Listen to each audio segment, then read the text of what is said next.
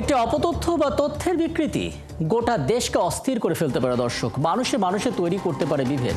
সেই বিভেদ তো কখনোই কাম্য নয়। তাই প্রতিটি অপতথ্যের বিপরীতে সঠিক তথ্য নিয়ে হাজির হতে হয় এবং সেই কাজটি করতে এসেছি। আপনাদের সঙ্গে আছে আমি রাকিব হাসান এবং আমন্ত্রণ জানাচ্ছি রিউমার চেকনি ৭১-এর নিয়মিত আয়োজন ফেক নিউজ স্ক্যানারে। কাশ্মীর হামলার ঘটনায় নাকি বাংলাদেশের প্রধান উপদেষ্টা ডক্টর মোহাম্মদ ইউনূস উল্লাস করছেন, এমন মিথ্যা তথ্য ছড়ানো হচ্ছে ভারতীয় গণমাধ্যমে। এজন্য প্রধান উপদেষ্টার কাতার সফরের একটা ছবিকে কারসাজি করে ব্যবহার করেছে দেশটির গণমাধ্যম। ওদিকে সাবেক সংসদ সদস্য আন্দালিব রহমান পার্থ নাকি বলেছেন, ডক্টর ইউনূসকে ৫ বছর ক্ষমতায় রাখতে হলে গণভোটের আয়োজন করতে হবে। ফ্যাক্ট চেক করে জানা গেল এমন মন্তব্য তিনি করেননি, সেটা নিয়ে ছড়িয়েছে গুজব। এছাড়া গতকাল দুপুর থেকে ফেসবুকে মদের বোতল হাতে এক নারী সমন্বয়ক উল্লাস করছেন এমন দাবিতে একটা ভিডিও ভাইরাল হলো এবং ঘন্টা দুয়েক পরে জানা গেল পুরোটাই মিথ্যা তথ্য। দর্শক, সংবেদনশীল এমন ৫টি অপতথ্যের ফ্যাক্ট চেক এখন আমার হাতে, শুরুতে সেটা দেখে নেব, তারপর আলাপে যাব। ভারতীয় সস্তা গণমাধ্যম আজতক বাংলা যেন দিন দিন মিথ্যা আর অপতথ্যের রোল মডেল হয়ে উঠছে। প্রতিনিয়ত নানা ইস্যু তৈরি করে সেখানে বাংলাদেশের প্রধান উপদেষ্টাকে জড়িয়ে নোংরা ভাষায় করছে আক্রমণ। এবার তারা দাবি করেছে ডক্টর ইউনূস নাকি কাশ্মীর হামলার ঘটনায় উল্লাস করছেন। এমনকি ডক্টর ইউনূস কাতারের আমিনের বোন এবং বাংলাদেশি ক্রীড়াবিদদের একটি গ্রুপ ফটোকে নোংরা ক্যাপশনে কারসাজি করে ইউটিউব থাম্বনেইল বানিয়েছে আজতক বাংলা। পুরো কাজটি মূলত পরিকল্পিত মিথ্যাচার। গতকাল দুপুর থেকে ফেসবুকে মদ আর সিগারেট হাতে উল্লাস করা এক নারীর অন্তত ৩টি ভিডিও ছড়িয়ে দেওয়া হয়। দাবি করা হয় তিনি জুলাই আন্দোলনের এক নারী সমন্বয়ক রুবাইয়া ইয়াসমিন। পরে ফ্যাক্ট চেকিং প্রতিষ্ঠান রিউমার স্ক্যানার টিম নিশ্চিত করে এটা মিথ্যা তথ্য। ভিডিওগুলো রুবাইয়া ইয়াসমিন নামের কোনো সমন্বয়কের নয়, বরং জুথি নামের এক নারীর। সম্প্রতি বাংলাদেশ জাতীয় পার্টির চেয়ারম্যান ও সাবেক সংসদ সদস্য আন্দালিব রহমান পার্থের ছবিযুক্ত একটি ফটোকার্ড সামাজিক যোগাযোগ মাধ্যমে প্রচার করা হয়েছে, যেখানে দাবি করা হয়েছে পার্থ নাকি বলেছেন ডক্টর ইউনূসকে ৫ বছর ক্ষমতায় রাখতে হলে গণভোট করতে হবে। ফ্যাক্ট চেক করে জানা গেল এমন কোনো মন্তব্য আন্দালিব রহমান পার্থ করেননি এবং আমার দেশ পত্রিকাও এমন কোনো খবর প্রচার করেনি, বরং ভিন্ন একটি সংবাদের থাম্বনেইলে এই শিরোনাম বসিয়ে কারসাজি করে তৈরি করা হয়েছে।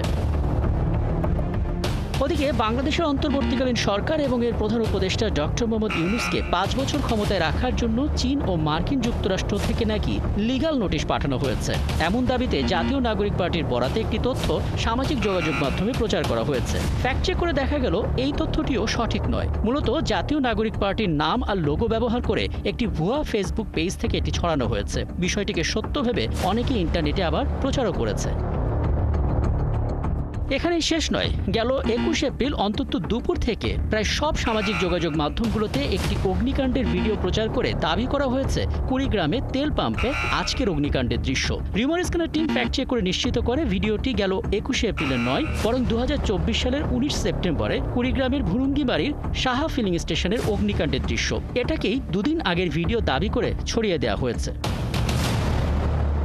দর্শক, সাম্প্রতিক সময়ের গুজবগুলো বিশ্লেষণ করে ফ্যাক্ট চেকিং প্রতিষ্ঠান রিউমার স্ক্যানার টিম জানায় এখন রাজনৈতিক অপতথ্য প্রচারের নতুন কৌশল ব্লগ স্পটের ফ্রি ডোমেইন। এসব বিনামূল্যে ডোমেইন সাইট ব্যবহার করে ভুয়া এই সংবাদ প্রকাশ করে পরবর্তীতে তার সামাজিক যোগাযোগ মাধ্যমে প্রচার করা হচ্ছে।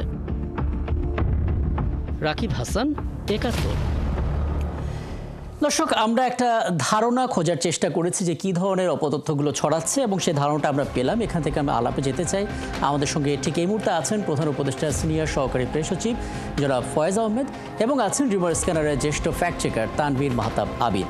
আপনাদের দুজনকে স্বাগত জানাচ্ছি, কৃতজ্ঞতা জানাচ্ছি আমাকে সময়টা দেওয়ার জন্য। এবং জনাব ফয়েজ আহমেদ, আপনার কাছে আসবো, তার আগে আমরা তানভীর মাহতাব আবিরের সঙ্গে কথা বলতে চাই, কারণ রিউমার স্ক্যানার একটা গবেষণা প্রতিবেদন প্রকাশ করেছে এবং সেটা শুনে আসলে আপনার সঙ্গে আলাপ করতে সুবিধা হবে। মাহতাব আবির, আপনারা বলছেন ১৭ এপ্রিল আপনার নিজেরই আমরা একটা গবেষণা প্রতিবেদন দেখলাম এবং সেখানে বলা হচ্ছে যে রাজনৈতিক অপতথ্য প্রচারের একটা নতুন কৌশল হয়ে উঠছে ব্লগ স্পটের ফ্রি ডোমেইন, যেখানে অন্তত ১৬টি সাইটের সন্ধান আপনারা পেয়েছেন। আমাদেরকে একটু জানাবেন আসলে বাংলাদেশকে জড়িয়ে কারা এই কাজগুলো করছে, কিভাবে আসলে করছে এবং এটাকে থামানোর জন্য করণীয়টা কি, কোনো সুপারিশ আপনাদের দিক থেকে আছে কিনা? যদি একটু পুরো বিষয়টা একটু সংক্ষেপে বলি তাহলে আসলে বুঝতে সুবিধা হবে, মানে বিষয়টা আসলে কতটা ভয়াবহ পর্যায়ে। গত বছরের সেপ্টেম্বরে আমাদের নজরে আসে কিছু সাইটের, যে সাইটগুলো আসলে গুগলের একটা ফ্রি ব্লগিং প্ল্যাটফর্ম আছে ব্লগার নামে, যেটাকে অনেকে ব্লগ স্পটও বলে। তো এই সাইটে যে কেউ হচ্ছে ফ্রিতে হচ্ছে সাইট খুলতে পারে, একেবারে 3-4 মিনিটের ব্যাপার। সাইট খুলে সে তার ব্লগিং কার্যক্রম বা নিউজ বা ছবি যে কোনো কিছু আপলোড করতে পারে। তো এরকম কিছু সাইট আমাদের নজরে আসে গত বছরের সেপ্টেম্বরে প্রথম, এবং এই সাইটগুলোতে মন গড়া অনেক সংবাদ প্রকাশ করছিল।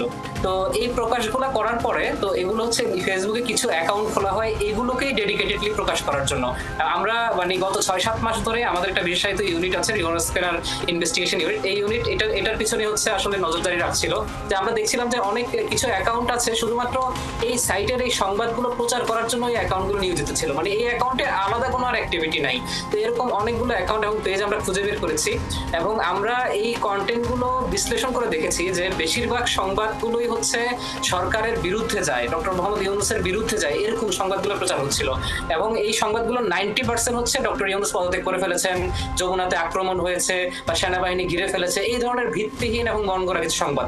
এবং এগুলো কন্টিনিউয়াসলি গত সেপ্টেম্বর থেকে প্রতিটা দিন হচ্ছে প্রকাশ করা হচ্ছে। আমরা প্রতিটা দিনই দেখেছি কোনো না কোনো মন গড়া সংবাদ, এবং এমনকি হচ্ছে এমন এক একটি সংবাদ 3-4 দিন পর আবার রিপাবলিশ করে ওরা প্রচার করছে। এবং ওদের উদ্দেশ্যগুলো খুবই পরিষ্কার, ওরা এটা জানে যে এটা ভুল তথ্য, এবং ওরা টার্গেটলি হচ্ছে এগুলো প্রচার করছে। এবং এটার খুবই শঙ্কার বিষয় আমরা দেখেছি যে এই নিউজগুলো ওরা শুধু ওদের আইডিতে সীমাবদ্ধ রাখেনি, যেহেতু আইডিতে খুব একটা রিচ পাওয়া যাবে না, ওরা টার্গেট করেছে ওদের মতাদর্শ আছে এই নিউজগুলো পিক করতে পারে এরকম যারা আছে, যে এরকম আমরা আওয়ামী লীগের এবং তার মতাদর্শী যে দলগুলো, এরকম অন্তত 1 ডজন গ্রুপ খুঁজে পেয়েছি ফেসবুকে, যেগুলোতে এই অ্যাকাউন্টগুলো নিয়মিত এই নিউজগুলো প্রকাশ করতো, এবং গত বছর সেপ্টেম্বর থেকে নিয়মিত ওরা প্রকাশ করে আসতেছে। তো এরকম আমরা দুটো চক্র খুঁজে বের করেছি, যে চক্রগুলো আসলে কম্বাইন্ডলি একসাথে এই কাজগুলো করে। যেমন ধরেন মানে একটা অ্যাকাউন্ট যখন এগুলো পাবলিশ করে মানে ফেসবুকে, অন্যান্য অ্যাকাউন্টগুলো সেম টাইমে এগুলো ছড়িয়ে দিচ্ছে অন্যান্য গ্রুপগুলোতে। এগুলো হচ্ছে এখনো এই অ্যাকাউন্টগুলো অ্যাক্টিভ আছে। এবং আমি যদি গতকালকের খবর বলি, গতকালকে একটা ঘটনা ঘটেছে, সেনাবাহিনীর একটি ট্রাক হচ্ছে দুর্ঘটনায় পড়ে দেশের একটি স্থানে। তো ওরা এই নিউজটা পিক করে মানে আমি আসলে একটা ধারণা খোঁজার চেষ্টা করলাম, খুব চমৎকার করে সেগুলো আপনি দিলেন। আমি এটা নিয়েই জনাব ফয়েজ আহমেদ আপনার কাছে আসতে চাই। আপনি দেখলেন আসলে বাস্তবতা কতটা ভয়ঙ্কর, এবং এই জায়গা থেকে আপনার ভাবনাটা একটু জানাবেন। পাশাপাশি আরেকটি বিষয় আপনার নজর আনতে চাই, ভারতীয় গণমাধ্যম বিশেষ করে আজ তাক বাংলা, তারা আসলে তথ্য সন্ত্রাসের যেই পর্যায়ে চলে গেছে সেটা রীতিমতো শঙ্কাজনক। কারণ বাংলাদেশের প্রধান উপদেষ্টাকে জড়িয়ে তারা নজিরবিহীন আক্রমণ শুরু করেছে, এবং আজকে সেই খবরটা আমরা লিডে রেখেছি। এবং আপনি দেখতে পাচ্ছেন যেখানে প্রধান উপদেষ্টা কাশ্মীরের ঘটনায় নিন্দা প্রকাশ করেছেন, কিন্তু তারা খবর জানাচ্ছে উল্লাস প্রকাশ করেছেন। মানে আমাদের কি কিছু করার নেই আসলে এগুলোর বিপক্ষে? জি জি, আপনাকে ধন্যবাদ। আমি প্রথমে আপনাকে অনুরোধ করব, আপনি যে জায়গাটা বলছেন যে ভারতের গণমাধ্যম, আমি আপনাকে অনুরোধ করবো এটাকে গণমাধ্যম না বলার জন্য। জি, কারণ আপনি যদি বিশ্লেষণ করেন যে গণমাধ্যম যেভাবে তার ভূমিকা রাখা উচিত, গণমাধ্যমের কিছু ইথিক্যাল ভ্যালুজ আছে, গণমাধ্যমে কিছু জার্নালিস্টিক নর্মস মেনটেন করে কাজ করতে হয়, গণমাধ্যমকে বেশ কিছু বন্ধু রাষ্ট্র, পার্শ্ববর্তী রাষ্ট্র বা নানান ইস্যুতে নানান দায়িত্বশীল ভূমিকা, দায়িত্বশীল আচরণ পালন করতে হয়। তো ভারতীয় যে গণমাধ্যমটির কথা আপনি বলছেন যে সেটিকে গণমাধ্যম বলছেন, এটিকে আমরা গণমাধ্যম বলতে রাজি নই। এটি একটি প্রচার মাধ্যম। এই প্রচার মাধ্যম ব্যবহার করে বাংলাদেশ এবং ভারতের মানুষে মানুষের যে সম্পর্ক, দুই রাষ্ট্রের মধ্যেকার যে সম্পর্ক, সেই সম্পর্কের মধ্যে এক ধরনের উত্তেজনা সৃষ্টি করার চেষ্টা হিসেবে আমরা দেখি। ভারতের বিভিন্ন প্রচার মাধ্যম দীর্ঘদিন থেকে, বিশেষ করে প্রফেসর ইউনূস গত 8 আগস্ট বাংলাদেশের দায়িত্ব গ্রহণের পর থেকেই এই ধরনের প্রোপাগান্ডা তারা প্রতিনিয়ত চালিয়ে আসছে। সুতরাং একটাকে আমরা আপনার ফ্যাক্ট চেকিং বা আপনার এই জায়গায় যদি আমরা বিবেচনা করি ফেক নিউজ বা কখনো কখনো কিছুটা ঘটনা ঘটলে সেটাকে একটু ঘুরিয়ে ফিরিয়ে দেখানো, এটার একটা ব্যাপার আছে। আরেকটা হচ্ছে ডাহা মিথ্যা কথা। ভারতের এই আজ তাক বাংলা যে কাজটি আজকে করেছে সেটি একটি ডাহা মিথ্যা কথা। এটা ভয়াবহ অবস্থা। মানে এই যে ভারতের গণমাধ্যমটি, আপনি যদি তাদের ফেসবুক পেজেও দেখেন যে তারা এটার কি রিঅ্যাকশন তাদের রিডারদের কাছ থেকে পাচ্ছে, তার মানে আপনি দেখবেন যে এইরকম নেতিবাচক রিঅ্যাকশনের পরে যে কোনো দায়িত্বশীল প্রতিষ্ঠান তার ভূমিকা চেঞ্জ করার একটা উদ্যোগ নেবে। কিন্তু আজ তাককে আপনি সেটি দেখবেন না, কারণ তাদের আসলে পাঠকের নিকট কোনো দায়বদ্ধতা নেই। তারা সুনির্দিষ্ট কোনো গোষ্ঠীর হয়ে, কোনো পার্টির হয়ে কাজ করছে, সেই কাজের জন্য তারা এই কাজটি করছে। সুতরাং তারা তাদের জায়গায় খুব দায়িত্বশীল আচরণই করছে, হয়তো পাঠকদের সঙ্গে নয়, নাগরিকদের সঙ্গে নয়, সাংবাদিকতার সঙ্গে বা সংবাদ মাধ্যমের সঙ্গে নয়। এটা গেল একটা বিষয়। আরেকটা, আপনি যেটা তানভীর এখানে আলাপ করার সময় বলছিলেন যে বিভিন্ন গুগল ওয়ার্ডপ্রেসের বা গুগল ব্লগ স্পটের যে বিভিন্ন ইউআরএল ব্যবহার করে প্রচারণা হচ্ছে, হ্যাঁ এটা একটা দিক তো বটেই। তবে আমি এটা আরো মানে উল্লেখ করব যে যারা বাংলাদেশের বিরুদ্ধে এই ধরনের ষড়যন্ত্র এখন লিপ্ত হয়েছে, তারা হয়তো এখন ফ্রি ওয়েবসাইট বা ফ্রি ডোমেইন হোস্টিং এগুলি ব্যবহার করছে খানিক সময়ের জন্য, কিন্তু তারা সেখানেই থেমে থাকছে না। কিন্তু তারা এখানে প্রচুর টাকা বিনিয়োগ করছে, তারা প্রচুর টাকা ইনভেস্ট করে তারা ওয়েবসাইট তৈরি করবে, তারা ওয়েবসাইট ক্লোন করবে। প্রচলিত ধরুন 71 টেলিভিশনের যে ওয়েবসাইট, সেখানে হয়তো 2টা কে আছে বা 2টা এ আছে, সেটাকে একটা করে একটা নতুন ডোমেইন তৈরি করে অনেকটা একই রকম দেখতে এরকম তৈরি করে তারা মানুষকে বিভ্রান্ত করার চেষ্টা করবে। সুতরাং এই যে ফটো কার্ডের কথা বলছেন, ফটো কার্ড বিকামের রিস্কি ম্যাটার হয়ে গেছে আসলে। একজন বিভিন্ন পেশাদার গণমাধ্যম প্রতিষ্ঠানের লোগো ব্যবহার করে ফটো কার্ড তৈরি করে ভুলভাল তথ্য ছড়িয়ে দেওয়া হচ্ছে, এতে মানুষ ব্যাপকভাবে বিভ্রান্ত হচ্ছে। সেক্ষেত্রে হ্যাঁ, এবং আপনাকে বলে এখানে আপনাকে ছোট করে বলে রাখি, ফয়েজ আহমেদ, মানে তাদেরও রিউমার স্কয়ারেরও একটা গবেষণা প্রতিবেদন আছে যে ফটো কার্ড ব্যবহার করে যে রিউমারগুলো ছড়ানো হচ্ছে সেগুলোতে আসলে কিভাবে আমরা ফ্যাক্ট চেক করব, কিভাবে ঘরে বসে বোঝার চেষ্টা করব যেটা কোনটা সঠিক তথ্য বা ভুল তথ্য, সেটা নিয়ে নিশ্চয়ই আলাপ হবে। আপনার কাছে কেবল একটা বিষয় জেনে আলাপটা শেষ করি, সেটা হচ্ছে ভারতীয় প্রচার মাধ্যমগুলো যেভাবে প্রোপাগান্ডা ছড়াচ্ছে, আমাদের দিক থেকে আইনগতভাবে করণীয়টা কি, কিছু করার কি সুযোগ আছে কিনা আসলে? দেখুন, আমরা ভারতের সরকারকে বিষয়গুলি নিয়ে আমরা কথা বলেছি।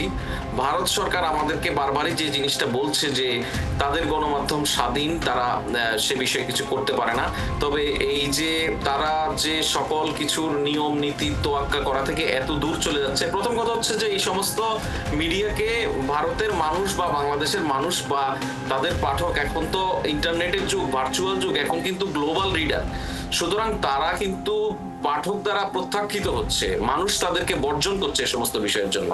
কিন্তু মূল কথা হচ্ছে যে যে মানুষগুলির মধ্যে প্রাথমিকভাবে এই ধরনের একটা ধারণা তারা দিয়ে দেয়, যে মানুষকে তারা বিভ্রান্ত করার চেষ্টা করে বা একটু কম জানাশোনা আছে, ইন্টারনেট বা ডিজিটাল লিটারেসির একটু ঘাটতি আছে, এমন মানুষদেরকে তো তারা বিভ্রান্ত করতে পারছে। সুতরাং সেটা কিছু করা যায় কিনা সেটা আমাদেরকে খতিয়ে দেখতে হবে আসলে। তবে তাদের সরকারের দিক থেকে আমরা জানিয়েছি, আমরা সেক্ষেত্রে কোনো আসলে সুনির্দিষ্ট বা খুব মঙ্গলজনক কোনো সুরাহা আমরা পাইনি। অনেক ধন্যবাদ আপনাদের দুজনকে আমাকে সময়টা দেওয়ার জন্য এবং বিষয়গুলো স্পষ্ট করে দেওয়ার জন্য। আমাদের সঙ্গে ছিলেন এতক্ষণ প্রধান উপদেষ্টার সিনিয়র সহকারী প্রেস সচিব জনাব ফয়েজ আহমেদ, এবং ছিলেন ফ্যাক্ট চেকিং প্রতিষ্ঠান রিউমার স্ক্যানের জ্যেষ্ঠ ফ্যাক্ট চেকার তানভীর মাহতাব আবির। এবং আমরা কথা বলছিলাম সাম্প্রতিক সময়ে যে অপতথ্যগুলো ছড়াচ্ছে সেগুলোর ফ্যাক্ট চেক নিয়ে। এবং আপনারা আছেন দর্শক ফ্যাক্ট চেক নিয়ে 71-এর নিয়মিত আয়োজন ফেক নিউজ স্ক্যানারে। রবি থেকে বৃহস্পতি সপ্তাহে 5 দিন আমরা রিউমার দূর করতে হাজির হব, ঠিক একইভাবে একই সময়। এবং আপনারাও যুক্ত হতে পারেন। যে কোনো খবর যদি আপনাকে সংশয়ে ফেলে, সেটা একটি স্ক্রিনশট আমাদেরকে মেইল করতে পারেন। মেল আইডি দেখতে পাচ্ছেন fns.71tv@gmail.com এই ঠিকানায়, অথবা ফেসবুকে যোগাযোগ করতে পারেন www.facebook/fakenewsscanner এই ঠিকানায়। আমরা সেই তথ্যের ফ্যাক্ট চেক করে আপনাদের জানাবো। মাথায় রাখবেন দর্শক, চটকদার শিরোনাম দেখলেই ক্লিক করবেন না। বিশ্বাস আর প্রতিক্রিয়া জানানোর আগে অবশ্যই ফ্যাক্ট চেক করুন। থাকুন 71-এর সাথে।